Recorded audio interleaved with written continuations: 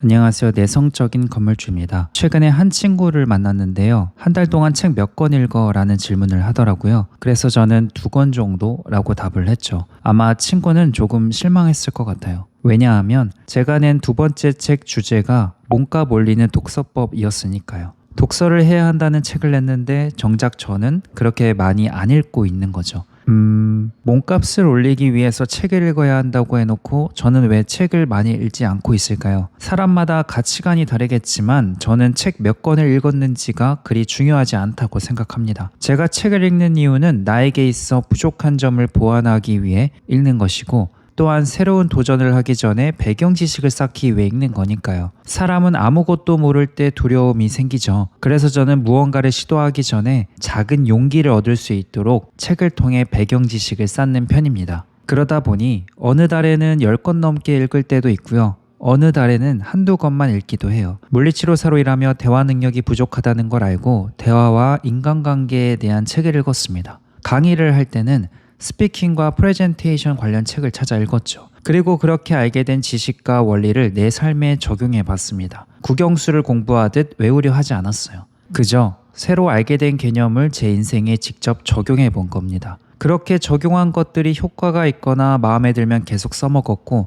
나에게 맞지 않거나 별로라면 기억에서 과감하게 지워버렸어요. 때로는 나의 방식대로 수정하기도 했었죠. 그런데 사실 책을 읽지 않아도 되긴 합니다. 제 아는 지인은 책 읽는 것을 좋아하지 않더라고요. 그런데 스스로 발전을 꽤 잘합니다. 이 사람은 관찰과 분석을 잘해요. 예를 들어서 말하는 것을 잘하고 싶어 하면 말을 잘하는 사람을 찾아서 계속 관찰을 하더라고요. 화장실에서 일을 볼 때도 유튜브를 통해 그 사람만 본다고 해요. 그러면 그 사람의 대화 패턴이랑 어떻게 관심을 끄는지, 어떻게 공감을 일으키는지를 파악하더라고요. 그래서 저는 지인에게 형은 책을 읽을 필요가 없겠다 라고 말했었죠. 저는 책이라는 것이 관찰과 분석을 대신해주는 역할이라고 보거든요. 그래서 사실 책보다는 내가 얻고자 하는 능력을 가진 사람을 관찰하고 분석하는 것이 더 효과가 좋다고 봐요. 책보다는 더 실용적인 거죠. 책을 통해 알게 된 개념은 뭔가 피부에 와닿지 않는 이해하기 힘든 부분이 있으니까요.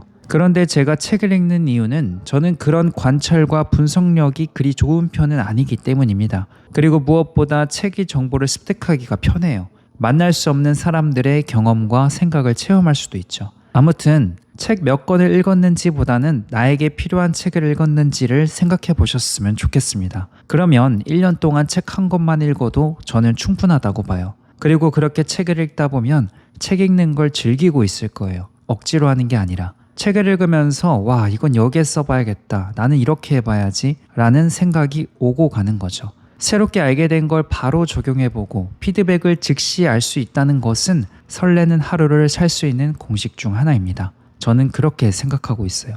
물론 소설이나 에세이 같은 것들이 아니라 자기계발서를 말하는 겁니다. 오늘의 영상을 요약해보자면, 자신에게 부족한 점이 생겼다. 부족한 점을 채워줄 수 있는 주제를 찾는다. 관련된 책을 찾아 읽는다. 적용해본다. 물론 처음에는 힘들 겁니다.